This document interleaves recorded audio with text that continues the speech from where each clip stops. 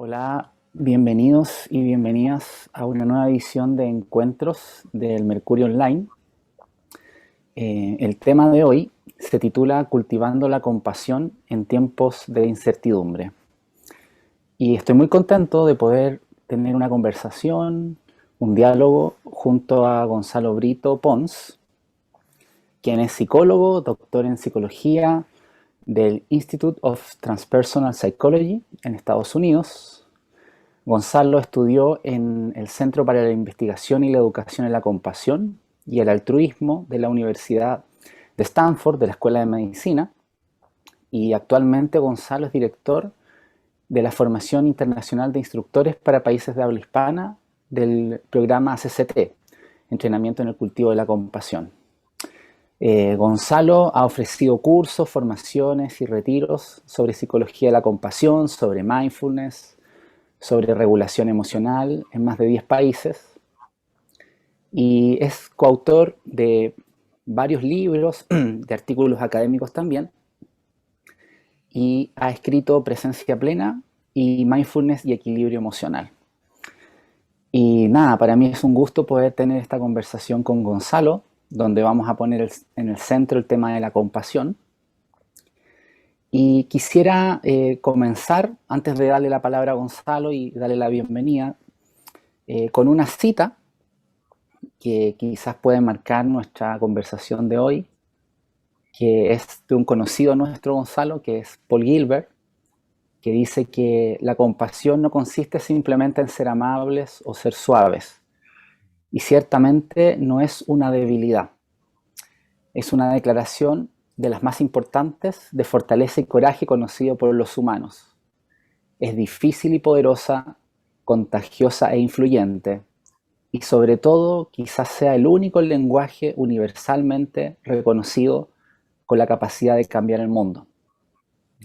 Entonces, sobre compasión, sobre qué es y qué proyección puede tener, quiero invitarte, Gonzalo, a tener esta conversación. Muy contento de poder estar aquí contigo hoy. Mm. Gracias, Claudio. Un placer estar contigo hoy en esta entrevista y gracias por traer esa que es una de mis citas queridas de mi Hmm. maestro de terapia, Paul Gilbert. Así que gracias por traerlo al principio de esta conversa. Mm, Gracias, Gonza. Y me gustaría partir preguntándote em, cómo ves tú, cómo entiendes tú la compasión. Em, Eso. Súper.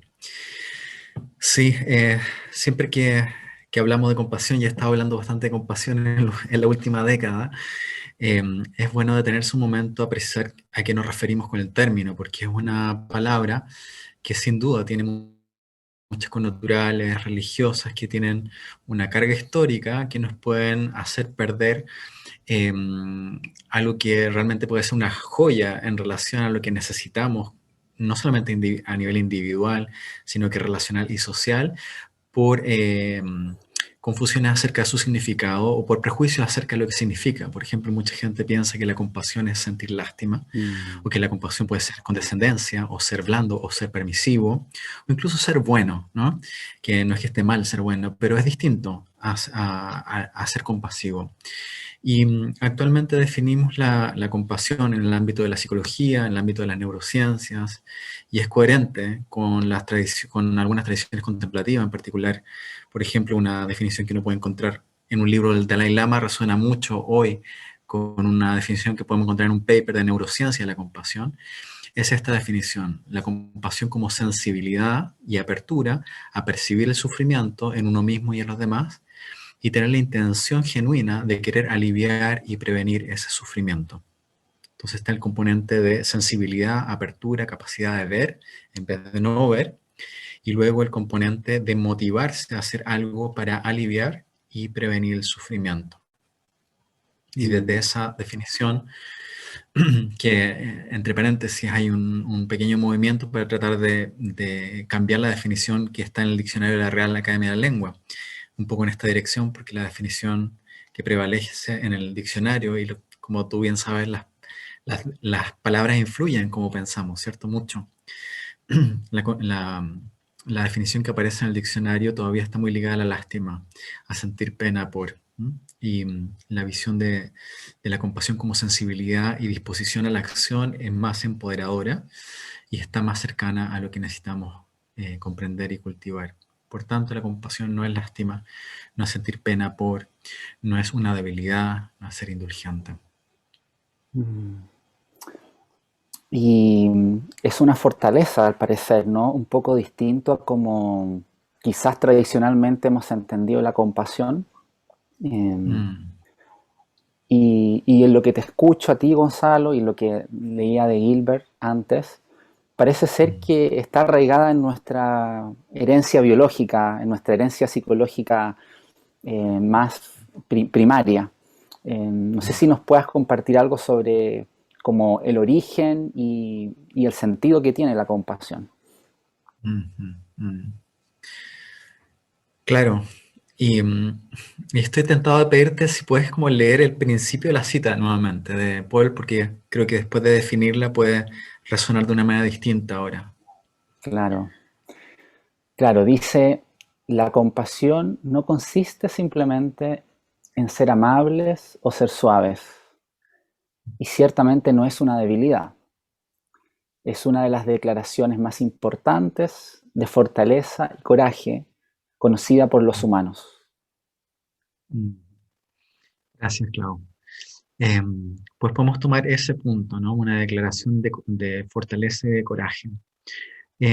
Muchas veces, incluso en el ámbito de la psicología, el término de la compasión y la autocompasión se ha pensado inicialmente eh, como una emoción, ¿no? Como una emoción ligada a la calidez, a la bondad, a la ternura, a la acogida, y eso está fantástico y ojalá viésemos más de eso en nuestro mundo. Sin duda que hace mucha falta hoy en día, que podamos desarrollar ese aspecto, ¿no? El aspecto que Paul mismo llama el aspecto comunal de la compasión.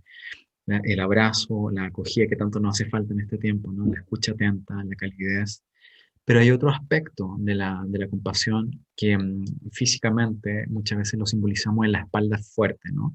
La espalda fuerte que complementa el corazón suave, ¿no? Y esa espalda fuerte, que es la cualidad de la fortaleza de la compasión, a veces le llamamos la asertividad, ¿no? La asertividad compasiva, la capacidad de decir que no, la capacidad de oponerse a las causas, por ejemplo, de la injusticia, la capacidad de oponerse a la agresión, aunque eso implique jugársela también, ¿no? Todo eso requiere un coraje que no requiere necesariamente la amabilidad, ¿no? Entonces, eh, tomo esa primera parte de tu comentario para decir efectivamente la fuerza no es un aspecto como extra deseable de la compasión, sino que la esencia de la compasión sería el coraje de enfrentar lo que es difícil desde una actitud constructiva.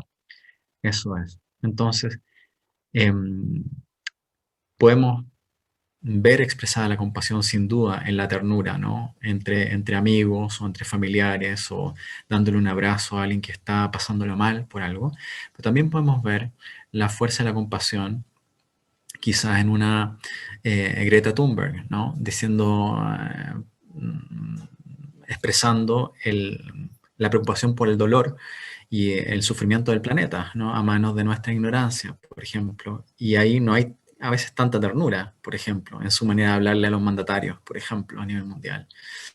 O podemos ver esa compasión en un bombero entrando en un edificio en llamas, ¿no? A rescatar a un niño, ¿no? Por ejemplo, y probablemente el bombero no entre como sonriéndole a todo el mundo, ¿no? Dando los buenos días, que sería un gesto de amabilidad, sino que probablemente entre con ansiedad en su cuerpo, quizás con gestos bruscos, incluso dando hachazo a algunas puertas para abrirse paso, y a lo mejor le deja algún moretón al niño que rescata porque lo coge rápidamente para salvarlo en las llamas, ¿no?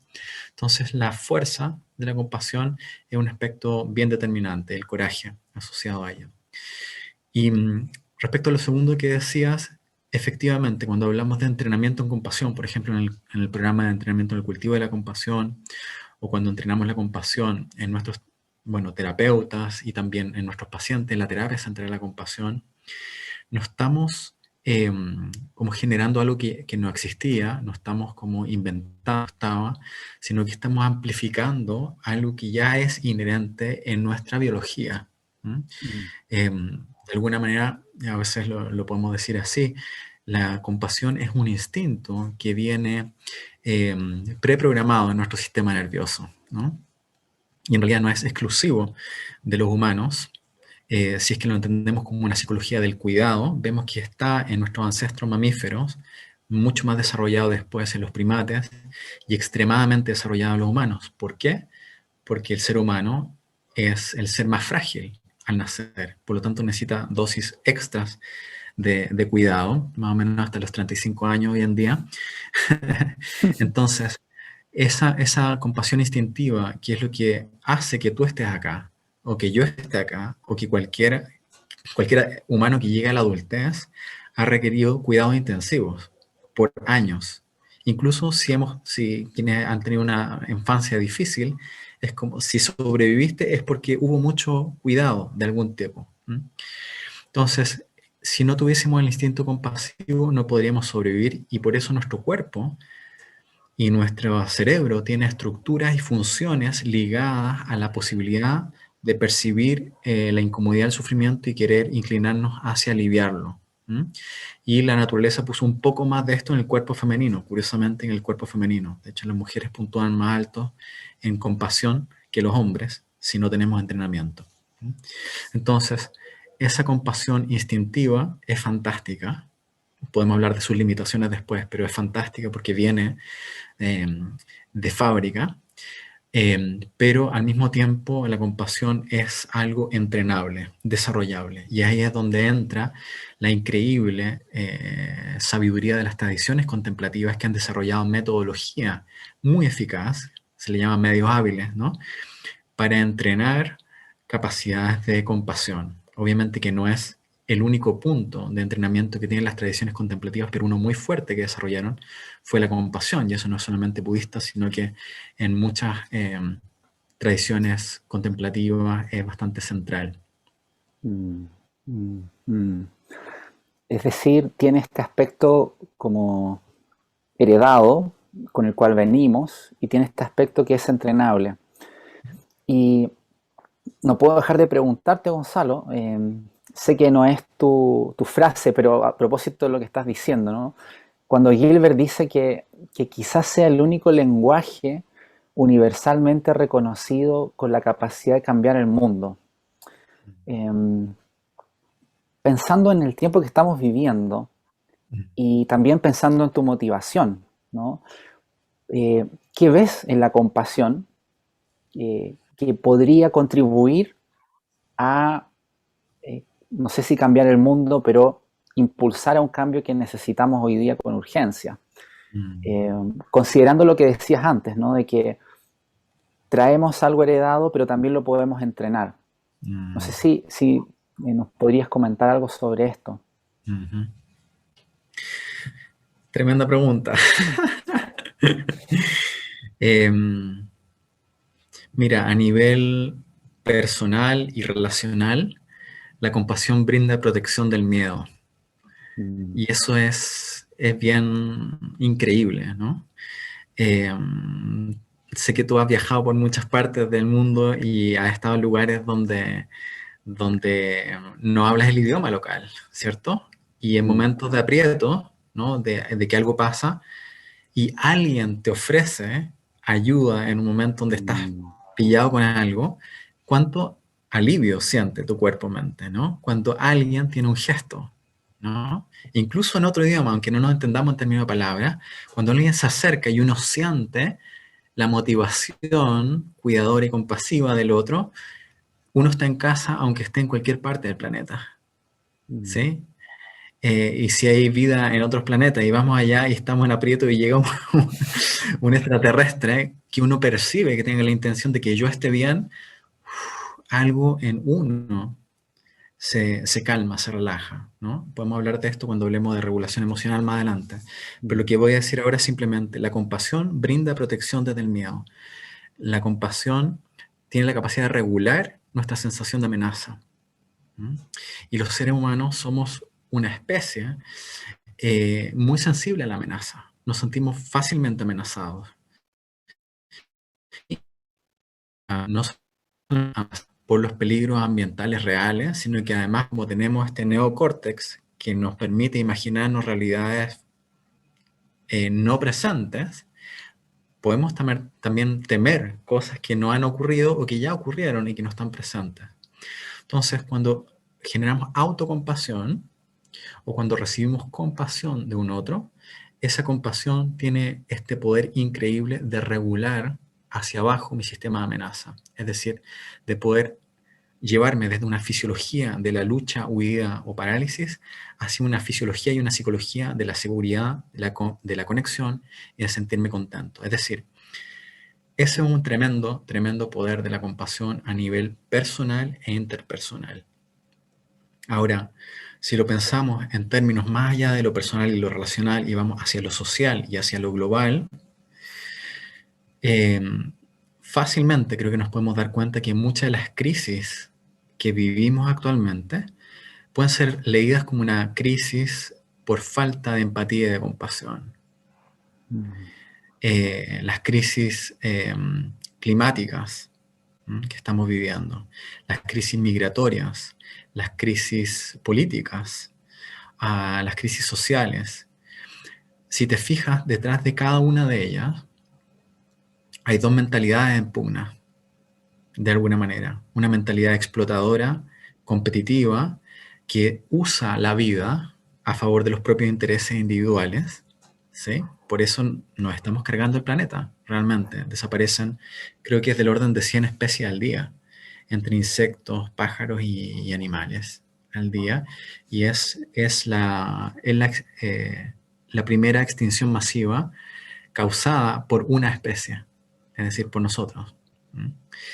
Entonces, si es que no salimos de esa mentalidad, que podríamos llamarlo una mentalidad de tribal o una mentalidad egoísta, nepotista, tribalista, hacia una visión cosmopolita, ¿no? Una visión, como tú enfatizas tanto, de humanidad compartida, ¿no? De reconocer que el otro, tal como yo, desea ser feliz y estar libre del sufrimiento. Si no accedemos a esa mirada que amplía el círculo de la compasión, como diría la Madre Teresa en una linda cita que tiene, que ella decía, el problema es que dibujamos el círculo de nuestra familia demasiado chiquito, ¿no? Entonces, si no ampliamos el círculo para incluir a otras familias, ni siquiera la mía se salva.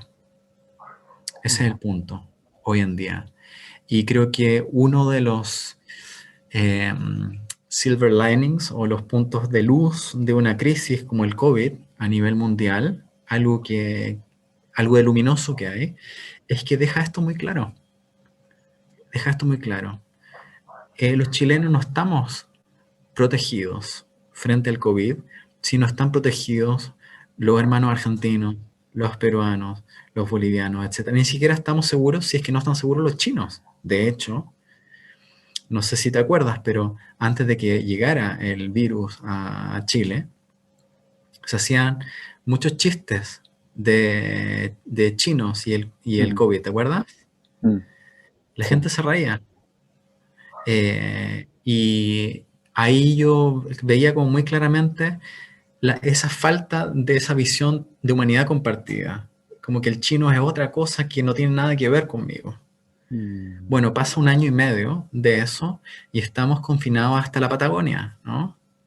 O sea, en otro extremo del planeta. Entonces, queda tan claro que estamos dentro del mismo barco humano, que ninguno está libre de la vulnerabilidad, que todos tenemos una fisiología parecida, digamos, relativamente, que todos vamos a morir, enfermar en algún momento, que nadie se salva, ¿no? De estas condiciones básicas de la humanidad. Entonces, creo que hay aunque son tiempos muy difíciles en muchos sentidos, hay una ventana de oportunidad actual por nuestra mayor evidente interconexión. Imagínate lo que estamos haciendo ahora, ¿no? Hablando tú en una ciudad, yo en otra, estamos en un periódico, etc.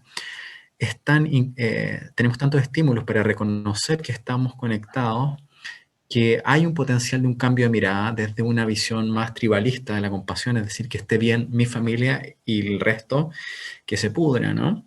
A una visión sabia, porque es consciente de la interconexión, la interdependencia, de que yo no puedo estar realmente bien si los demás no están bien conmigo también, ¿no? Yo no puedo completamente ser feliz si no aporto a que los demás también sean felices.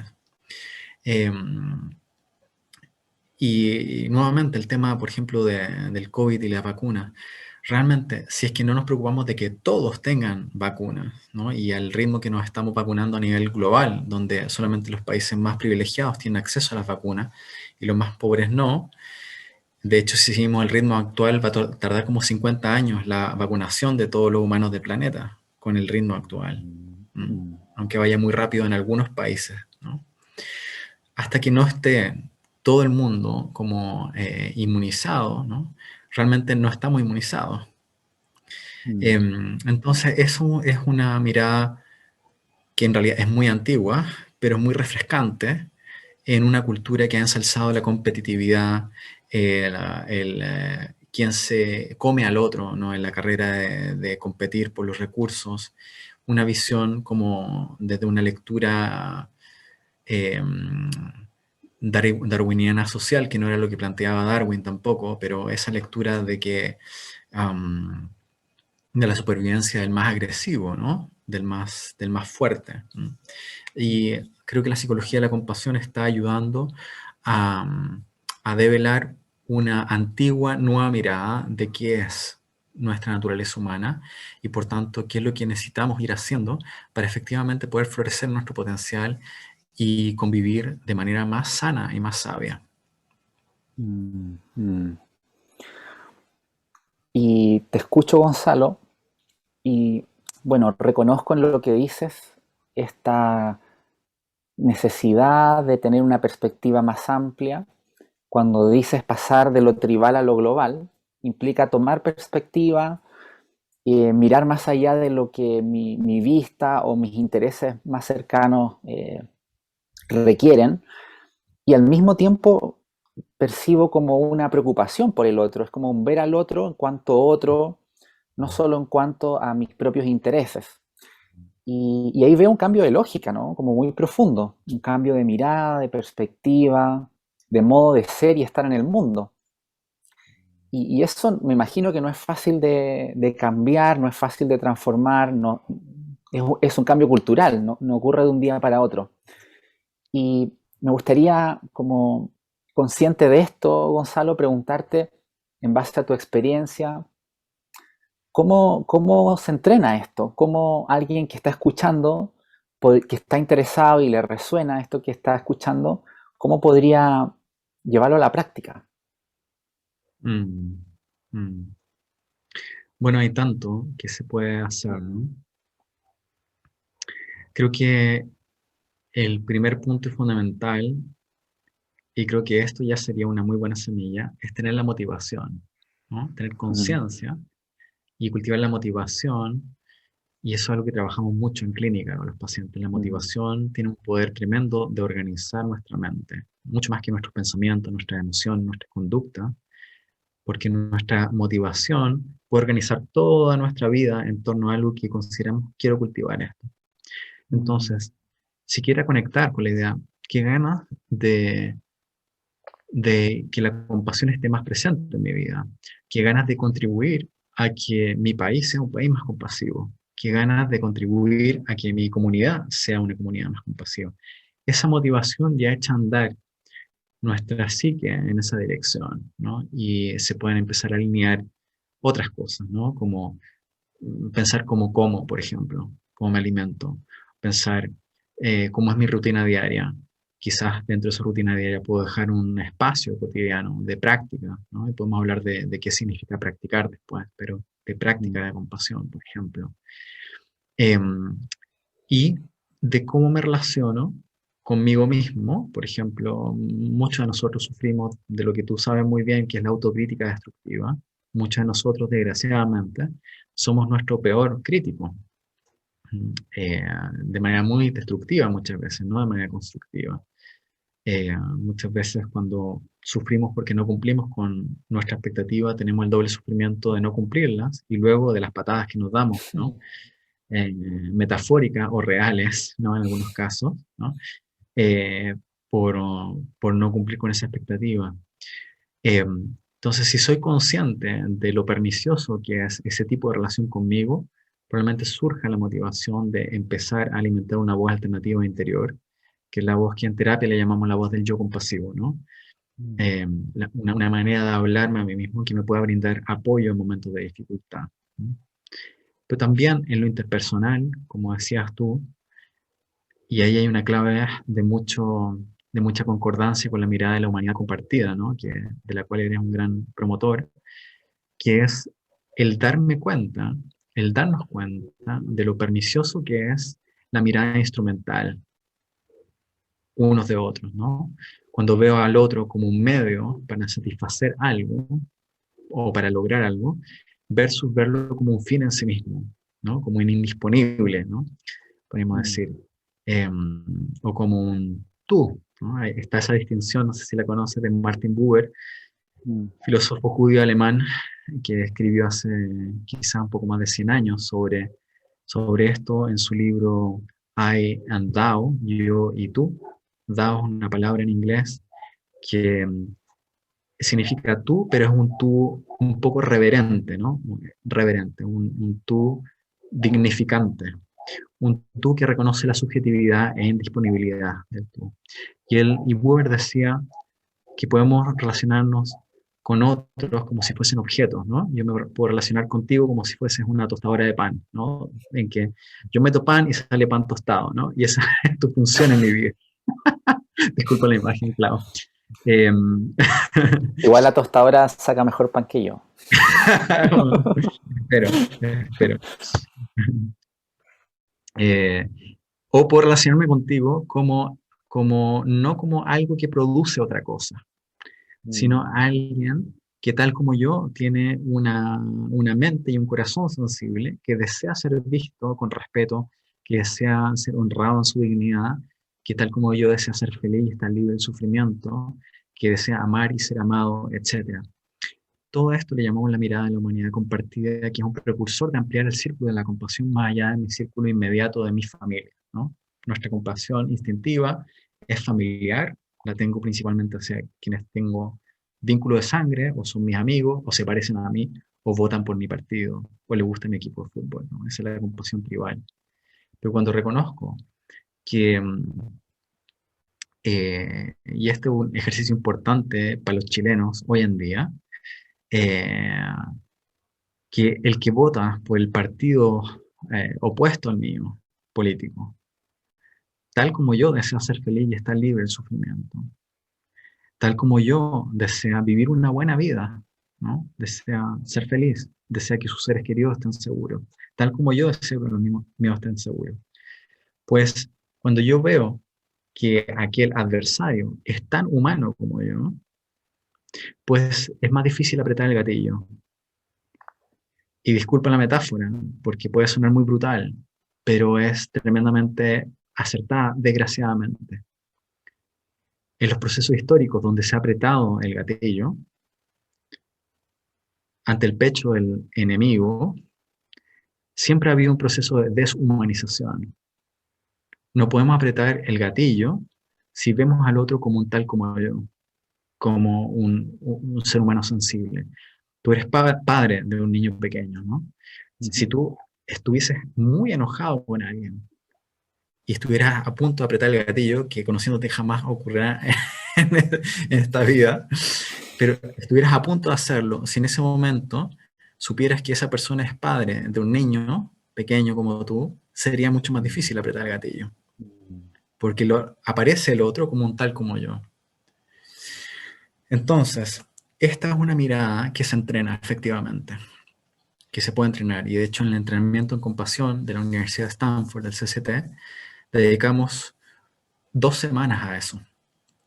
Es la Semana Mm. de la Humanidad Compartida y de la compasión hacia las personas difíciles, 2 semanas dedicadas a entrenar la perspectiva, y lo hacemos a través de ciertas prácticas meditativas, pero también en lo cotidiano. Voy por la calle, miro a la gente y pienso internamente tal como yo, ¿no? Tal como yo. Y especialmente busco a quienes creo que son muy distintos a mí y reconozco que son tal como yo, seres humanos que desean ser felices y estar libres de sufrimiento. Pueden practicar con los políticos, ¿no? En estas semanas de campaña y de debates. Eh, Practica ver al político que no te gusta, ¿no? Como un ser humano que desea ser feliz, desea estar libre del sufrimiento. A lo mejor estás en desacuerdo en cuáles son las estrategias para ser feliz y estar libre del sufrimiento. Podemos estar completamente en desacuerdo. Y eso creo que es súper importante distinguir, es que podemos oponernos con fuerza a las ideas, sin por eso desear eliminar a quien posee esas ideas. ¿Sí? Porque si yo me convierto en alguien que desea eliminar a quien posee las ideas, probablemente me vuelvo en aquello que detesto, me convierto en aquello que detesto. Entonces, podemos practicar en lo cotidiano esta perspectiva, nota la gente que te irrita, que te desagrada, que no te gusta, que no piensa como tú, que tiene ideas políticas distintas. Insisto en eso porque está muy caliente el tema en todo el planeta, realmente. El tema de la política, que se ha polarizado un montón y la mente tribal está operando a tal punto que estamos deshumanizando a quienes piensan distinto en términos políticos, ¿no? Por eso creo que es importante verlo hoy. Entonces podemos practicar esa mirada. Y obviamente que podemos hacerlo de adultos. Mi trabajo principal ha sido con adultos en estos años, en el ámbito clínico, educacional, etcétera. Pero también lo podemos ir haciendo con los niños desde pequeños y eso sería muy importante. Y bueno, estamos viendo emerger programas de mindfulness, de educación socioemocional, de regulación emocional y de compasión y amabilidad en las escuelas poco a poco surgiendo. Gonzalo, escuchándote, no puedo dejar de preguntarte también, como quizás lo has dicho ya en parte, pero tú has tenido conversaciones con muchas personas, tienes un espacio muy valioso sobre reimaginar lo humano y has tenido también la posibilidad de conversar con varias personas sobre cómo llevar la compasión a distintos ámbitos, esferas. Y a propósito de lo que tú dices, ¿cómo ves tú que la compasión podría aportar particularmente, por ejemplo, en lo político? Yo sé que tú tienes una reflexión y has tenido conversaciones sobre esto y creo que sería valioso quizás detenernos un momento en eso, si te parece. Ok, sí, efectivamente el ámbito de la política no es mi ámbito, ¿no? Ujú. Si es que entendemos la política como algo que hacen los políticos, pero es mi ámbito en cuanto ser humano que vive en sociedad, ¿no? Por tanto, tengo una perspectiva al respecto también. Y para mí, el año pasado tuve una experiencia muy bonita que dentro de este ciclo de conversaciones que tú refieres, que es Reimagina lo Humano, pude entrevistar a Jennifer Nadel, que es una periodista y abogada inglesa que cofunda un movimiento que se llama Compassion in Politics en Inglaterra, Compasión en Política, que uno lee esa frase, compasión en política, y dice, esto no pega ni junta, que tiene que ver la compasión con la política, ¿no? Y eso llamó mi atención también. Y bueno, desde ahí he tenido algunas reuniones con ella y hay un grupo de interés a nivel internacional de cómo sería ir trayendo esta mirada rehumanizadora, esta mirada de sensibilidad al sufrimiento con la motivación de aliviar a un ámbito tan tomado por una mentalidad tribal, por prácticas altamente burocráticas, muchas veces desde miradas muy autocentradas, muy cortoplacistas, muy enfocadas en el voto y no necesariamente en el bien común. ¿Cómo sería traer a ese ámbito tan intoxicado, ¿no?, de egoísmo, eh, como es la política, traer una mirada compasiva? Eh, y creo que tiene pleno sentido y de hecho, a medida que voy como reflexionando acerca de esa área, voy viendo que en realidad eso sería la esencia realmente de la política, realmente, ¿no? Porque es cómo convivir juntos. Y cómo convivimos juntos también depende de qué tipo de especie somos. Y somos una especie hipersocial, somos una especie que depende del vínculo y del cuidado mutuo para florecer y para estar bien. Entonces, ¿cuándo estamos bien? Los seres humanos, cuando nos sentimos seguros, contentos y conectados. Cuando damos y recibimos cuidado, estamos en bienestar. ¿Qué pasa si no estamos en vínculos de cuidado, de seguridad, conexión y bienestar? Nos sentimos amenazados. Cuando nos sentimos amenazados, surge la respuesta de lucha y huida, ¿sí? ¿No? Y todas las respuestas violentas surgen de cuando nos sentimos amenazados. Nadie que no se sienta amenazado es violento, ¿vale? La agresividad siempre es una consecuencia. Lo que hay detrás de eso es usualmente miedo, ¿no? O alguna necesidad fundamental insatisfecha.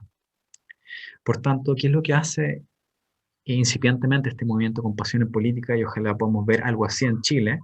Vamos a ver si hay gente que se motiva en esa mirada y podemos conversarlo, ¿no?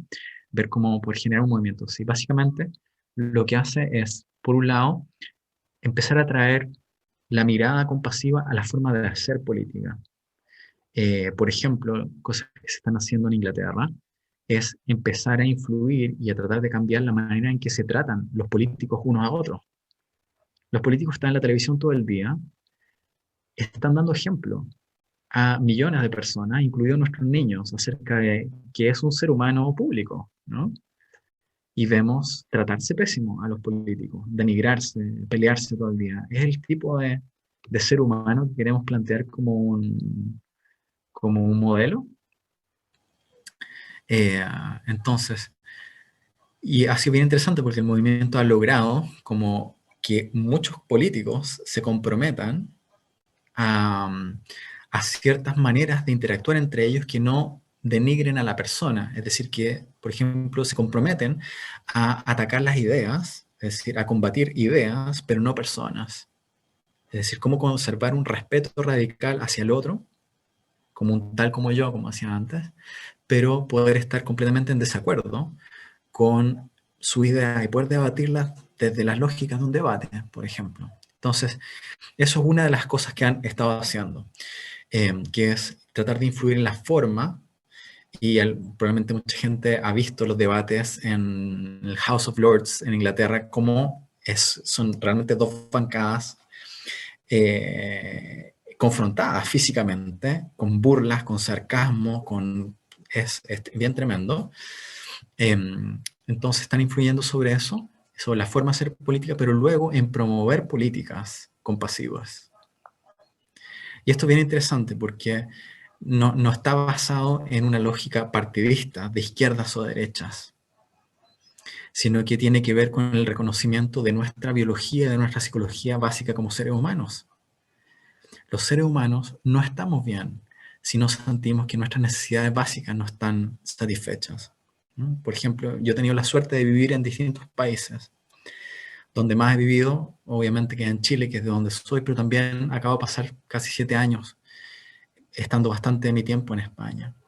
Y he visto cómo, en mi percepción, la sensación emocional básica del español promedio es más relajada que el chileno, ¿no? Promedio. Y creo que en parte está dado porque hay una vida social y comunitaria bastante intensa. Ya las plazas están siempre muy ocupadas. Hay muchos bares. Los bares allá son distintos a los bares acá en Chile. Los bares son lugares donde uno puede tomar un café desde la mañana hasta la noche, ¿no? También su cervecita o lo que sea.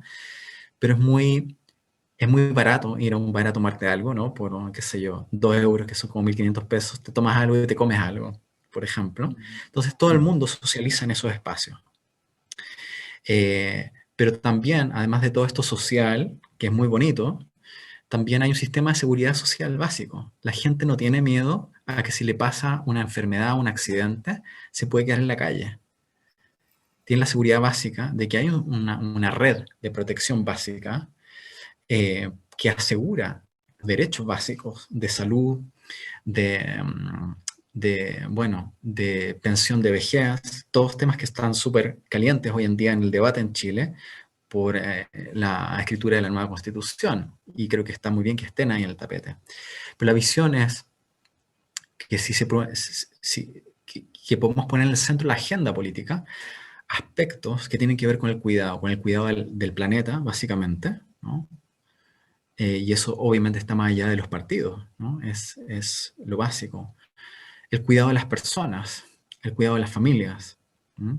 El acceso a, a que la gente tenga eh, necesidades básicas cubiertas. Eso hace que las personas salgamos de la sensación de amenaza, de estar en la supervivencia, y cuando los seres humanos salimos de nuestra amenaza y nos sentimos básicamente seguros, conectados, digamos que hay una red que puede estar disponible, una red básica disponible para sostenerme, recién tengo la libertad para pensar, para ser creativo, para hacer mis aportes a la sociedad, que en realidad es lo que debiésemos estar todos enfocados. Pero claro, los sistemas que no cuidan a las personas, los sistemas en los cuales estamos todos corriendo y agotados, porque estamos todos agotados, si miras para todos lados, ¿no? Hasta los profesores de mindfulness están estresados.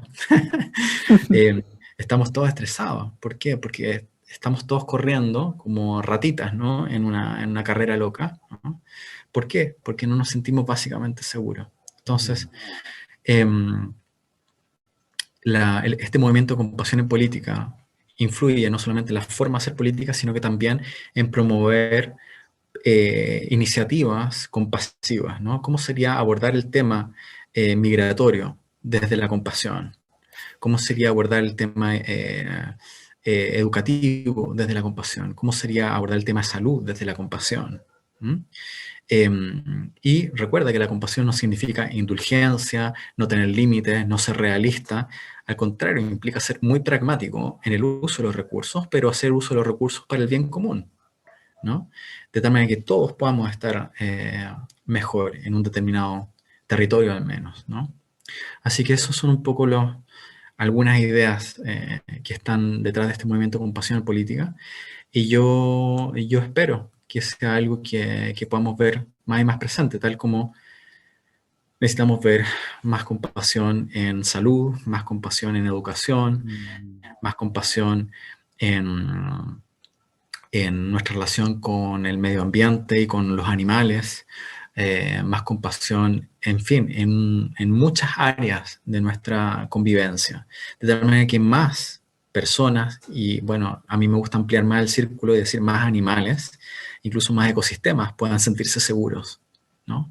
Seguros, porque todos los seres cuando se sienten seguros pueden florecer en su potencial, ¿no? Por lo tanto, todos nos beneficiamos. O sea, yo me beneficio si tú estás seguro, ¿cierto? Tú te beneficias si yo me siento seguro, porque sabes que si tengo esa seguridad voy a poder hacer mi aporte, porque es lo que nos surge a los seres humanos. Cuando nos sentimos básicamente en verde, decimos con nuestros pacientes, cuando estamos en la conexión de la calma y la seguridad, desde ahí surge la creatividad para hacer nuestro aporte también social y realizar nuestros talentos. Mm. Escuchándote, Gonzalo, es muy interesante, muy bonito ver cómo se liga lo personal con lo relacional, con lo social, ¿no? Cuando tú hablas de la seguridad, en algún sentido es la seguridad personal, pero sin duda eso también tiene efectos a nivel relacional y social. O sea, como tú dices, personas que se sienten seguras no van a agredir a otras y también van a construir un tipo de sociedad acorde a eso. Y bueno, entonces veo que estamos como en varios niveles, ¿no? Lo individual es muy bonito porque incluye la práctica contemplativa personal y al mismo tiempo una visión amplia, como cosmopolita, relacional, y están interconectadas las distintas dimensiones. Y eso creo que es algo poco frecuente en los discursos, ¿no? Como que se polariza también, o solo contemplación, o solo acción, pero aquí hay una visión de alguna manera que incluye ambas. Y me gustaría preguntarte a partir de esto, Gonzalo, si nos pudieras hablar algo sobre lo que se sabe qué efectos produce la práctica de la compasión, un poquito sobre la ciencia. Creo que puede ser interesante también saber que ya hay trabajo en esta línea y que sabemos. Ujú. Gracias, Clau. Pues sí, efectivamente, la investigación en la ciencia de la compasión es relativamente reciente, aunque la compasión loca por milenios, ¿no? Y promovida básicamente por todas las tradiciones de sabiduría, ¿no? A muchos les sonará la regla de oro, ¿no? Trata a los demás como quieres ser tratado, ¿cierto? Que está en todas las tradiciones de sabiduría. Pues entonces lo que ha ocurrido a nivel académico y científico es más bien como un redescubrimiento, ¿no? De la compasión como un factor que puede ser un gran promotor de la salud individual, pero también relacional, ¿no? Y esa ciencia emergente de la compasión actualmente tendrá unos 30 años, una cosa así, unos 20, 30 años, quizás no más que eso. Y es cierto que ha entrado por dos vertientes de influencia interesantes. Una es la práctica contemplativa. En una primera ola ha sido mindfulness, ¿no? Hablábamos de esto ya hace 10 años atrás, no sé si te acuerdas, Claudio, pero una primera ola de traducción de la sabiduría contemplativa, mindfulness, esta habilidad fundamental de darme cuenta de lo que está ocurriendo, ¿no? De darme cuenta de qué está pasando con mi cuerpo, con mi mente, de lo que está presente ahora, de una manera no enjuiciadora, y eso es una cualidad muy, muy importante. Y luego yo siento que la psicología de la compasión ha sido una influencia también importante desde la tradición contemplativa budista, como un aporte del budismo mahayana en particular, eh, que es la línea budista practicada, por ejemplo, en buena parte de India, China, Vietnam, Corea, etcétera, que tiene la compasión en su centro. Y bueno, el Dalai Lama, que es una de las figuras públicas, yo diría, más respetadas a nivel mundial, ¿no? Hace un par de días cumplió 86 años y ahí está, Mm. como un ícono bien importante. Eh, Eso ha influido en este despertar el interés, ¿no? En la psicología, la neurociencia, en la investigación. Y por otro lado, esa es una corriente de influencia, y otra corriente de influencia ha sido la psicología evolutiva. Es decir, el comprender cómo funciona nuestra mente, cómo sufre la mente humana y cómo se alivia el sufrimiento desde una comprensión de nosotros dentro del flujo evolutivo de las especies, que ha visto que la psicología del cuidado es fundamental para nuestro bienestar. Y en la psicología del cuidado, cuando se añaden las competencias o habilidades específicas de un cerebro humano, hace surgir la compasión, que es esta sensibilidad al sufrimiento más la motivación de ligarlo, prevenirlo. Entonces, me estoy dando un preámbulo para explicar un poco el contexto del cual surge, ¿no? Mm. Esta rama del conocimiento y la investigación.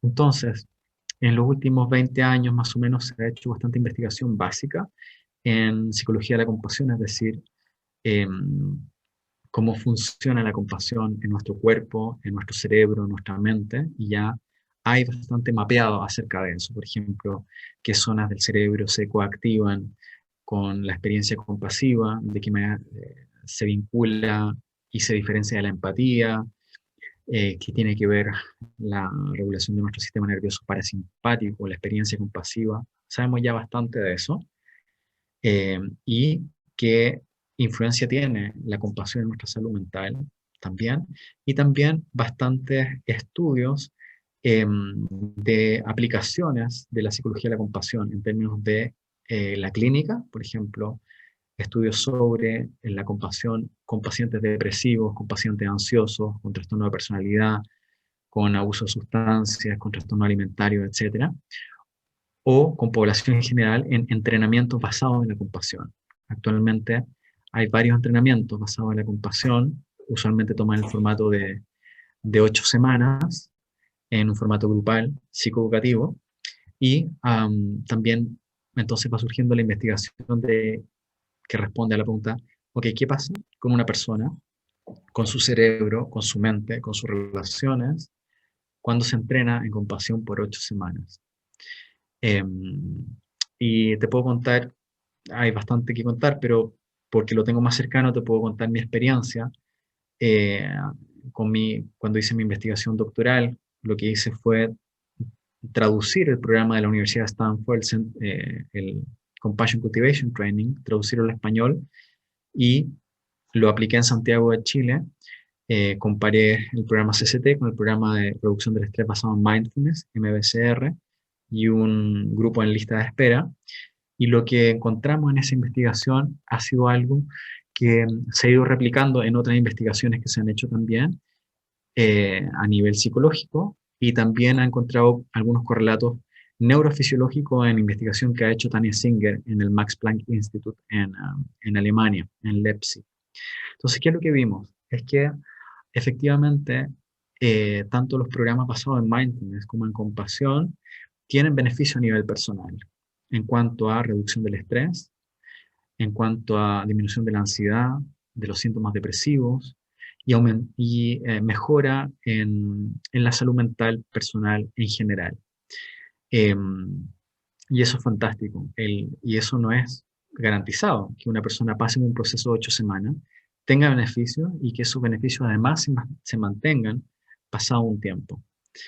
Pero lo que vimos específico del programa de entrenamiento en compasión es que además de mejorar las variables individuales, también mejora bastante las variables relacionales y decimos prosociales. Entonces las personas que se entrenan en compasión eh, sabemos que mejoran en empatía, en particular una variable en la empatía que es empathic concern o la preocupación empática por el bienestar de un otro. También aumentan su compasión, literalmente, y también aumentan una variable bien interesante que llamamos humanidad compartida, que es el reconocimiento de que otros que no están dentro de mi tribu también son seres humanos, tal como yo, y desean ser felices y estar libres del sufrimiento. Entonces, eso correlaciona a su vez con algunas estructuras y funciones de nuestro cuerpo. Por ejemplo, sabemos que cuando las personas somos compasivas, genuinamente altruistas, cuando hacemos algo, ¿no? O queremos hacer algo en beneficio de alguien, nuestro cuerpo y mente lo registran como algo muy sano, como algo muy positivo. Por ejemplo, cuando somos compasivos, eh, suele aumentar los niveles de oxitocina en sangre, y la oxitocina sabemos que nos hace bien. Es cardioprotectora, previene los infartos, ¿no? Es antiinflamatoria, previene la inflamación, a diferencia del cortisol y la adrenalina, por ejemplo, que aumenta la inflamación celular. Sabemos que cuando somos compasivos y altruistas, se activan zonas de la corteza prefrontal que ayudan a regular hacia abajo la activación de la amígdala, que es esta estructura en forma de almendra en ambos hemisferios, que es como una campana de alarma frente al estrés. Sabemos que se tonifica nuestro nervio vago, y el nervio vago correlaciona su tono, el tono vagal, con muchos indicadores de salud física y mental, y nos vuelve más prosociales. Ya lo que es realmente bien loco y bien interesante es que cuando hacemos algo noble o generoso o compasivo por un otro, se, se activan las zonas de recompensa en nuestro cerebro, es decir, las mismas zonas que se activan cuando comes algo que te gusta, por ejemplo, cuando te lo estás pasando bien, las mismas zonas se activan incluso frente al dolor cuando traigo compasión. Por eso algunos neurocientíficos dicen que la compasión es como chocolate para el cerebro, porque activa estas zonas de premio, ¿no? Porque las zonas de recompensa lo que hacen es decirle al cerebro, esto está bueno, quiero más, ¿no? Por eso siempre digo que la gente que se engancha por años en hacer voluntariado, no es porque sean mártires, es porque son gente muy gozadora de la vida, realmente, porque le gusta el placer. Efectivamente, la gente nos enganchamos en hacer cosas bonitas porque tiene un puntillo adictivo, ¿no? Nos dan ganas de repetir algo que nos hace bien, ¿no? Entonces, eso es bien bonito porque quiere decir que es una nueva mirada que comprende nuestra fisiología desde la colaboración y desde la psicología del cuidado. Es una visión muy distinta, pero es muy antigua al mismo tiempo, y que quita de nuestra mente la idea de que si soy compasivo me descuido a mí mismo. Si Mm, soy compasivo con los demás, me destruyo a mí mismo porque soy tan compasivo que me sacrifico y me quedo sin salud por ello.